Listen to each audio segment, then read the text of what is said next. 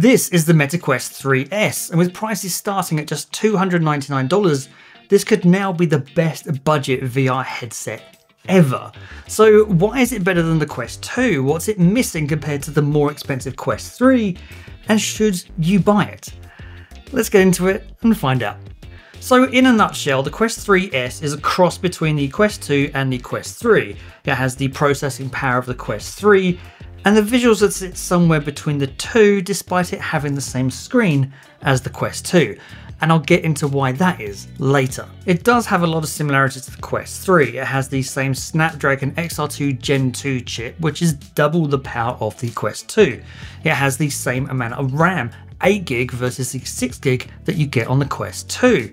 It also has the same ringless Pro touch controllers that you get with the Quest 3 compared to the ringed controllers of the Quest 2. It also has the same full color pass-through cameras for mixed reality gaming. So you'll be able to play all the games that the Quest 3 can, such as full color pass-through mixed reality games like Starship Home, Quest 3 exclusive games like Batman Arkham Shadow and Alien Rogue Incursion, and Quest 3 enhanced games like The Walking Dead Saints and Sinners and Asgard's Wrath 2, which give you better graphics, better textures, more lighting effects compared to it running on a Quest 2. And talking of exclusive games, actually, you can get Batman Arkham Shadow free with this headset if you buy it before April 2025. Now this is all great news for a headset that can play everything that the Quest 3 can and yet costs $200 less. However, to get it that cheap, the Quest 3S also has some features retained from the Quest 2 in order to reach that lower price point. It has a similar design to the Quest 2, albeit 20% slimmer. It's actually 1 gram lighter than the Quest 3 at 514 grams. The biggest similarity to the Quest 2 though is in its display technology. The 3S has the same screen and lenses as the Quest 2. So the 3S has a screen resolution of 1832 by 1920 per eye, and the 3S comes with the Fresnel lenses from the Quest 2 rather than the pancake lenses on the Quest 3. This means your lenses are thicker, hence the 3S isn't as slim as the 3. The Fresnel lenses also have a smaller sweet spot, so that means the area in the lenses where you get the best visuals and clarity. And that lenses can suffer from God rays, which is a glare you can get from bright objects coming through the lenses, similar to looking at oncoming headlights at night. Now what surprised me though was that the 3S has better visuals than the Quest 2, despite it being the same screen and the same lenses. The picture is clearer, there's more detail, and this is where the processor that's in the 3S is able to generate a more detailed picture because it's coming from the Quest 3. So even though you're seeing it on a Quest 2 screen, you're seeing a more detailed image of it. So for those of you wondering whether this is a step up from the Quest 2, from a picture quality wise, it definitely is, albeit a minor one. There are actually some extra benefits of owning the Quest 3S over the 3. So the 3S has a smaller battery than the Quest 3. Now that might sound like a disadvantage, but because the 3S runs at a lower resolution, the battery actually lasts for longer. It lasts 25% longer than the Quest 3 in comparative tests. So 2 hours of gameplay on the Quest 3 versus 2.5 hours of gameplay on the Quest 3S. The 3S also has infrared illuminators or IR blasters on the front of the headset. This allows the 3S to be used in darker rooms than the Quest 3. So if you're using your headset in a dimly lit bedroom or a garage, then the 3S is actually going to perform a lot better than the Quest 3.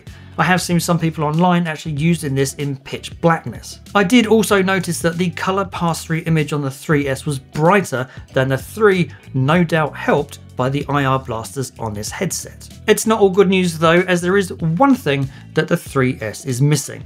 There is no 3.5mm audio jack on this headset at all. You can still use a wired headset if you want to though, but you will need a USB-C to 3.5mm audio jack converter and plug it into the USB-C port on the left hand side. Now as great as the headset is, the head strap for me just isn't comfortable for long, or if I'm being honest, even short gaming sessions. The elasticated head strap just doesn't keep the headset in place. There's no support from it either. And if I move my head around in games, my nose actually bangs on the inside of the Fresnel lenses. It's just not comfortable. I mean, maybe I shouldn't have such a big nose. Anyway, so upgrading both of those should really be on your must-do list. Now, which accessories are compatible with the 3S is a little complicated. The 3S comes with the Fresnel lenses from the Quest 2, so if you want lens protectors or prescription lenses, then you'll need to get Quest 2 lenses. The arms of the headset and the controllers are the same as the Quest 3 though, so if you want to upgrade the head strap or get some controller grips, then you'll need to get Quest 3 versions of those. The facial interface design on the 3S though is different to both the Quest 2 and the Quest 3, so you will need to get Quest 3S specific facial interfaces. There's also no charging pins underneath the 3S, and so the 3S won't work with any Quest 3 charging docks. And as for cases, it should fit in a Quest 2 case as it's smaller than the Quest 2. It might fit in a Quest 3 case, it kind of depends. So it easily fits in a Bobo VRC 2 case, and it just about fits in a Bobo VRC 3 case with an upgraded head strap on, although it is a bit tight. If you're just using the elasticated head strap, then a more compact case like Kiwi Design's P4 case is a good option. For the facial interface replacement, I did try this breathable mesh one from Meta themselves. It lets in a ton of light though, as it's a mesh design, and really took a while to get used to, if I'm being honest. However, the mesh does make it super cool and breathable to wear. It's got this silicone face pad too, which helps it stay in place on your face really well, and it's easy to wipe down too. I mean, I played some fitness games using it, and I still got hot and sweaty, but my lenses didn't fog up at all, and I felt relatively cool. As soon as I switched back to the more traditional facial interface, my lenses fogged up in seconds. It really was that much of a difference. So I wish they'd made it probably in the black mesh rather than grey, but other than that, it really does its job of trying to keep you as cool as you possibly can when you're playing fitness or mixed reality games on the headset. So if you're looking to buy your first VR headset, then the 128GB version of the Quest 3S is a great buy at only $299. It basically takes the processing power of the Quest 3, which lets you play all the latest games, and wraps it up in a cheaper package. All the benefits with not really many compromises. You can get a 256GB version of this for $399, but I'd say just stick with the $299 one and then spend the extra money on some accessories such as the ones in the link up here. If you do already have a Quest 2, I'd be interested to know whether you're going to upgrade or not, so let me know in the comments down below. If you've enjoyed the video, please don't forget to like and share it. Consider subscribing if you're not. Thanks for watching, and as always, I'll see you in the next one.